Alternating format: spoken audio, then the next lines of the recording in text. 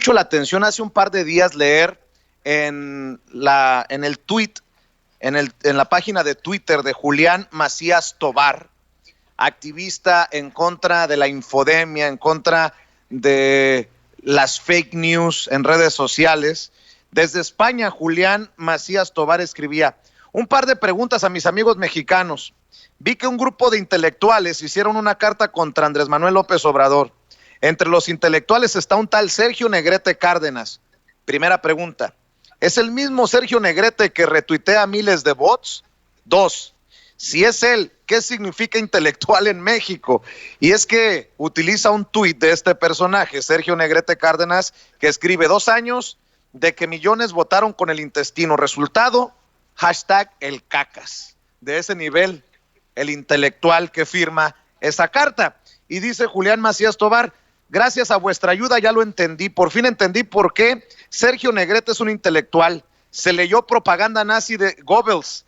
Principio de la transposición: cargar sobre el adversario los propios defectos, respondiendo con el ataque. Si no puedes negar las malas noticias, inventa otras que las distraigan.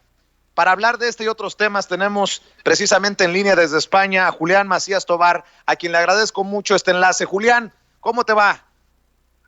Hola, ¿qué tal? Buenas. Oye, me llama mucho la atención que le hayas pues prestado atención, válgame la redundancia, a Sergio Negrete Cárdenas, que es solamente un ejemplo de estos intelectuales que firmaron contra López Obrador ese desplegado. ¿Por qué dices que retuitea miles de bots? Desnudemos al personaje, Julián, si me permites. Bueno, en este caso, como en otras ocasiones, casi todo mi conocimiento de la política en México, sobre todo en la actualidad, pues un poco a raíz de los análisis que hago en Twitter. Entonces, ahora que está bastante en boga, ahora que estoy un poquito más pendiente, vi que bueno, todas las cuentas anti-AMLO le dieron difusión a una carta de intelectuales. Entonces, bueno, de los intelectuales me sonaba un nombre porque era de estos que salían en algunos de los informes, de estos que yo llamo cuentas Diana o matriz de opinión, que son las cuentas que reciben retweets, ¿no? Y bueno, como demostré, por miles de cuentas automatizadas. Entonces esa es la parte cuantitativa, digamos, de que su difusión está alterada.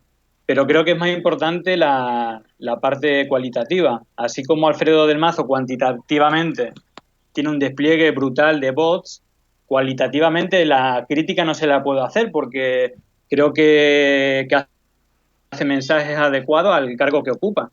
Claro, lo que no creo que analizando, por eso fui un poco más allá, analizando sobre todo si es un intelectual que haga ese tipo de mensajes, ¿no? Bastante toscos, ¿no? Desde luego no parece un intelectual haciendo, bueno, insultos, diría yo, ¿no? Me parece que son como de mal gusto, pero sobre todo que es una de las estrategias que está usando la ultraderecha, usando la mentira como elemento, ¿no? Entonces ahí pongo un ejemplo que ya te digo, aparte de echar la mentira, ¿no? Pone algo así como que AMLO o los seguidores de AMLO engordaron durante este tipo de gobierno poniendo un montón de coches de alta gama, pero la foto correspondía, como hago al lado, creo que era la boda de Euriel, bueno, el que fue gobernador del Estado de México hace un par de años, hace 3 años, y claro, me parece como pornográfico, ¿no? Totalmente obsceno. Lo curioso de esta estrategia es que funciona. Por eso, aunque el autor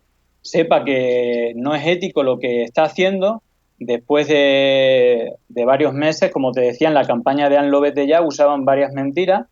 De hecho, este tuit falso, de noticia falsa, está usado con la etiqueta AMLO Vete Ya, igual que él, muchas cuentas, pero lo grave es que, ya te digo, tiene un componente cuantitativo que, bueno, en este caso cualitativo, que es la propia mentira o el mensaje de odio, y un componente cuantitativo que son miles de cuentas automatizadas para difundir ese odio o esa mentira, ¿no? Y bueno, como te he dicho, es el mismo, diría, sistema científico porque funciona y está operando en todos los países del mundo, por lo menos en aquellos donde hay un espacio de ultraderecha, ¿no?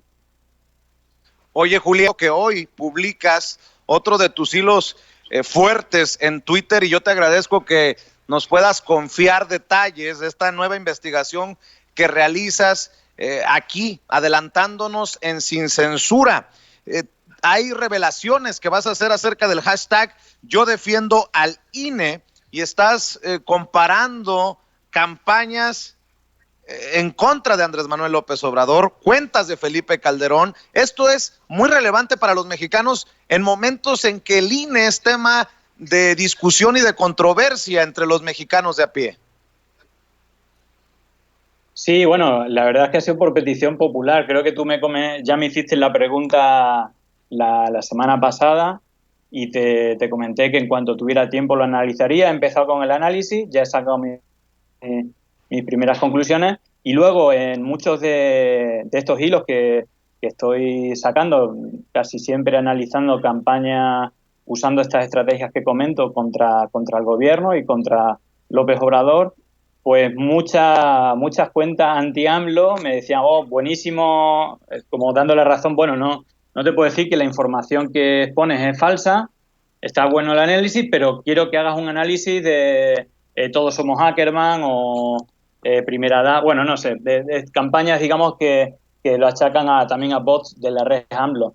Entonces, bueno, estoy empezando a comparar algunas de estas campañas y también empecé a analizar y comparar las cuentas de López Obrador y de Felipe Calderón. Bueno, y ahí descubrí algunas cosas.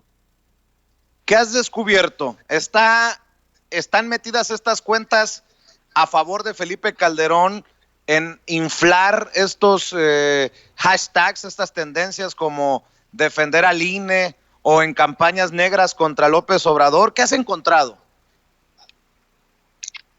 Bueno, lo primero es que yo sí que creo que la mayoría de la gente, creo que esto ya lo hemos comentado, confunde lo que son bots, lo que son cuentas falsas, lo que son incluso esos puppets, trolls. Es decir, hay diferentes tipos de cuentas, al menos en su proceder. Y bueno, al hilo vi bastante que, por ejemplo, a AMLO ponían una gráfica, ¿no?, de una herramienta donde ponían que el 40% de sus cuentas eran fake, ¿no? O algo así, bueno, no sé si la palabra es fake. Bueno, este es importante porque el análisis que yo hice una parte va por ahí. Ese tipo de herramientas, ¿vale?, que es un poco el análisis que yo hice de la actividad de todos los seguidores de ambas cuentas, digamos que es todo lo contrario a ser un bot. Es decir, cuando lo que hace esta herramienta, que es muy básica, porque como te decía, si AMLO tiene 7 millones de seguidores, estas herramientas, que son gratuitas y son online, lo que analiza son o las 2.000 primeras cuentas o las 2.000 últimas. Como máximo, hay unas que analizan 1.000 y otras que analizan 2.000. Entonces lo que analiza es un 0,001% y aparte son de las últimas o de las primeras, por lo cual, por antigüedad, es posible que estén muy inactivas o por nueva es posible que tengan algunos parámetros que mide el algoritmo de decirte que es una cuenta, digamos, rara o falsa, etcétera, como no tener logotipos, no tener seguidores y tener muchos seguidos. No, esto es lo que pasa cuando son cuentas nuevas. Ese tipo de análisis valen nada, si solo confunden. Bueno, lo que hice por un lado es, bueno, descargar todos los seguidores, que creo que son 7 millones por un lado y 5 millones por otro, con un pico, ¿no? Corrígeme si no es así. Y Sí, así es. Lo que descubrí, es decir, el primer, y estos son datos, me refiero que es inamovible, es así. Lo que medí es de estos seguidores cuántas cuentas estuvieron inactivas el último año. No quiere decir que ni que sean cuentas falsas, ni que... Bueno, lo que está claro es que no son bots, porque si hay un bot estaría continuamente activando. Entonces, el número de cuentas activas de Calderón es 1.200.000. Es decir, hay 1.200.000 cuentas de los 5 millones que tienen actividad o tienen alguna actividad, cualquier tipo de actividad el último año. Pongo ese baremo porque, bueno, si una cuenta lleva un año sin hacer nada, Es posible que haya un pequeño porcentaje que hay gente que usa Twitter y no hace nada más que observar, pero yo creo que es un porcentaje muy, muy reducido.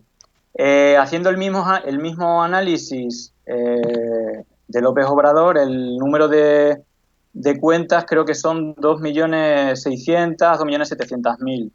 Entonces, bueno, de ahí lo que se puede decir que el número de cuentas reales, aunque ahí también te hago la segunda apreciación, en la segunda parte del análisis, digamos que, sobre todo hace unos años, había un sistema que la verdad es que es muy torpe, ¿no?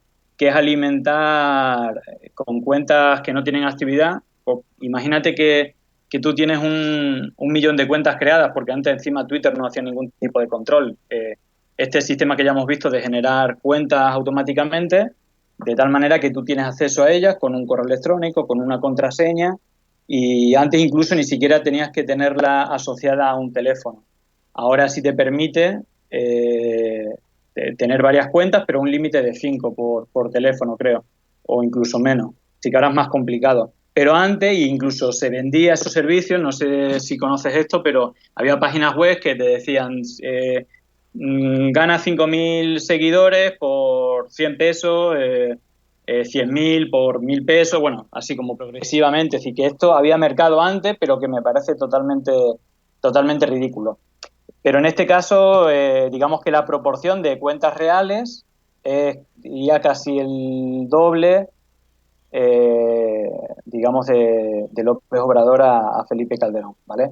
Esas por un lado. Y estos no son bots, al revés, son las cuentas, la mayoría son cuentas que no son activas, ¿vale? Para diferenciar. Pero aún así, digamos que hay muchas cuentas antiguas de estas que son para inflarte seguidores, que no son seguidores, ni son cuentas, ni hay nadie detrás, ¿vale? Esa por un lado. Por el otro, que esto es complejo, me refiero, no se puede dar fehacientemente. Quizás el elemento que más, digamos, solidez pueda tener para decir que una cuenta es beneficiada por bots es analizar las cuentas que le hacen retweet, ¿no? Es decir, cuáles son las cuentas que le hacen aumentar el número de retweets, unas veces con más eficacia cuando tienes más seguidores, otras veces con menos eficacia cuando tienes menos.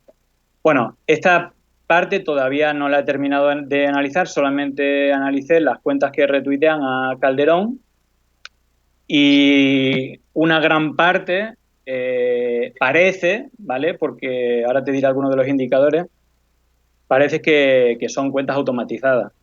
Muchas de ellas, creo que por ahí me pidieron alguna captura, pero bueno, en el hilo pondré todas. Se repite lo mismo que en estas campañas de Alfredo del Mazo, Anlo Betellá, etcétera, que son cuentas creadas automáticamente por un mismo software, un software de creación automático de cuentas, ¿no? El sistema más básico, y yo creo que ya lo habrán mejorado, pero que todavía se sigue usando, de hecho son muchísimas las que le hacen retweets a Calderón, usan la misma estructura que, bueno, exactamente la misma que Alfredo del Mazo, ¿no? Alejandro, por ejemplo, ¿no? Aunque hay muchas, Claudia y 8 dígitos, Alejandro y 8 dígitos, creo que otra era quizás Alfredo, bueno, ahí se van repitiendo nombres al tiempo que vas recorriendo el Excel con la gente con las cuentas que retuitean, y son miles y miles las cuentas que tienen 8 dígitos. Esto no quiere decir que todas esas cuentas, me refiero, tú cuando te haces una cuenta de Twitter, si el nombre que tú eliges ya está elegido por otra persona, la primera propuesta que te hace Twitter es un nombre parecido al que tú pusiste más 8 dígitos.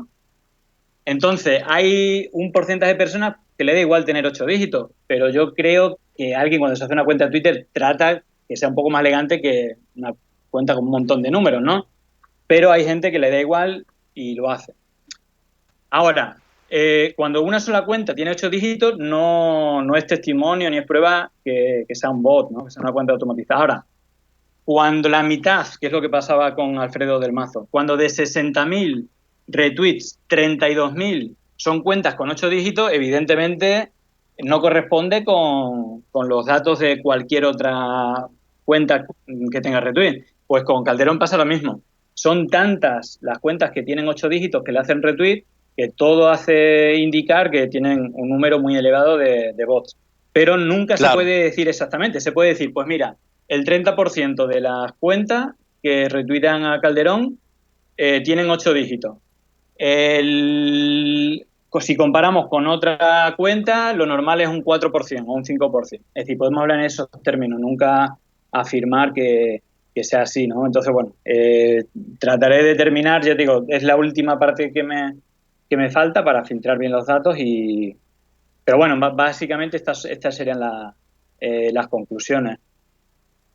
Pues estamos al pendiente de ese hilo que seguramente hará olas en nuestro país. Estamos al pendiente de lo que publiques, Julián, y te propongo una cosa, si tienes tiempo, que nos vuelvas a acompañar mañana para que nos hables de esta investigación que soltaste también sobre Emilio Lozoya y las redes en España, que me parece muy importante. Sí. No sé si tengas tiempo mañana y creo que estás, como yo digo, y perdón, a lo mejor no la has escuchado, pero dejarás la víbora chillando. Acá en México generarás ámpula, generarás polémica por esto que nos revelas a través de tus investigaciones. Si tienes tiempo, yo te invito para que nos acompañes. Pero bueno, ya si quieres te doy un titular, es decir, ninguna sorpresa. A ver. Hace tiempo hablamos de Atlas Network, una red que trata de operar por intereses económicos, intereses políticos. Ahora está el tema de la OEA y del INE, es decir, ya creo que son otras personas que tienen que hacer, pero cuando hay organizaciones de empresarios, cuando de por medio está OEA, cuando de por medio hay empresas con casos de corrupción muy graves que han financiado campañas ilegales de políticos que pertenecen y son los promotores de Atlas Network. Y que es otro caso paralelo, no es el mismo, pero al final aparecen los mismos personajes, es decir, Madrid Network, que es una empresa, digamos, de la Comunidad de Madrid, de Esperanza Aguirre, promotora de Atlas Network en España, junto a José María Aznar, le da a la que ahora es presidenta de la Comunidad de Madrid un chiringuito que llamamos nosotros, es decir, una empresa pública con un sueldazo para dar dinero a empresas corruptas como la de Emilio Lozoya, como otros personajes asociados a este tipo de red empresarial que son muy corruptas, que tienen cientos de casos de corrupción, y al final aparecen ahí personajes que tienen mucho que ver con toda esta estructura de campañas antigobierno digitales, porque al final yo creo que tienen como muchos privilegios y muchas corruptelas que tapar, y un gobierno que intente, es decir, que no premia o que no juega con las claves que durante muchos años